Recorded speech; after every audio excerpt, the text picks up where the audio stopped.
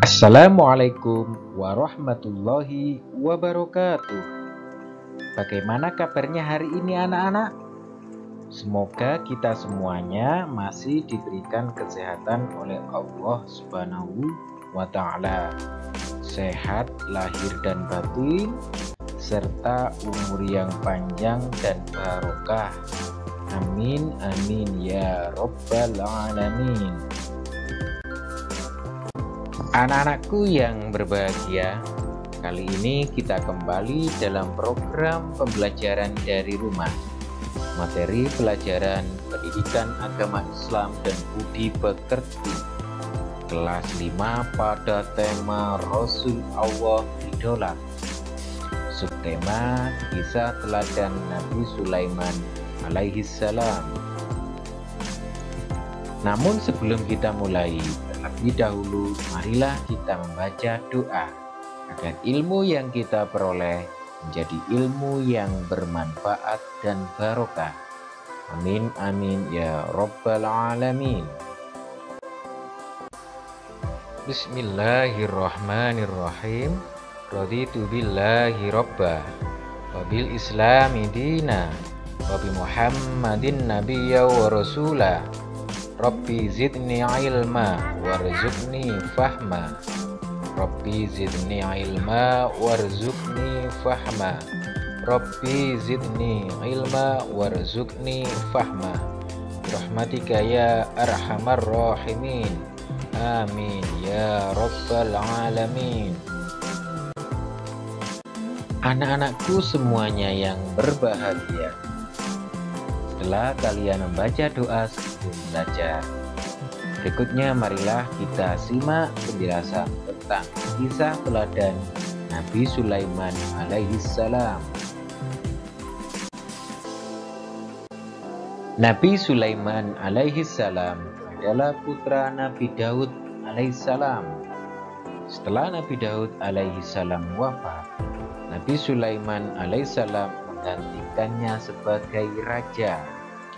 Mukjizatnya yang paling terkenal adalah diberinya keistimewaan oleh Allah Subhanahu wa Ta'ala, yaitu dapat memerintah bukan hanya kepada manusia, melainkan juga kepada hewan, angin, dan jin. Nabi Sulaiman alaihissalam dapat menjadikan angin bertiup atas perintahnya ke tempat yang ia kehendaki. Allah Subhanahu wa Ta'ala pun menunjukkan jin-jin untuk melayani Nabi Sulaiman. Di antara mereka ada yang dapat membangun istana dan benteng-benteng. Ada yang bertugas menyelam di laut untuk mengeluarkan mutiara dan batu-batu mulia. Allah Subhanahu wa Ta'ala memberi kekuasaan pada Nabi Sulaiman alaihissalam atas setan-setan yang kafir, sehingga ia mampu mengikat mereka untuk mencegah kejahatannya. Allah Subhanahu wa Ta'ala juga memberinya mukjizat berupa kemampuan mengerti bahasa binatang. Meskipun kaya raya dan berkuasa, Nabi Sulaiman alaihissalam tetap rendah hati, patuh dan tunduk pada perintah Allah Subhanahu wa Ta'ala. Kisah Nabi Sulaiman alaihissalam terdapat dalam Al-Quran surat An-Naml ayat 15 sampai ayat 44. Doa Nabi Sulaiman alaihissalam selalu dikabulkan oleh Allah Subhanahu wa Ta'ala, yaitu tidak ada seorang pun yang memiliki kerajaan besar dan kaya raya seperti kerajaannya.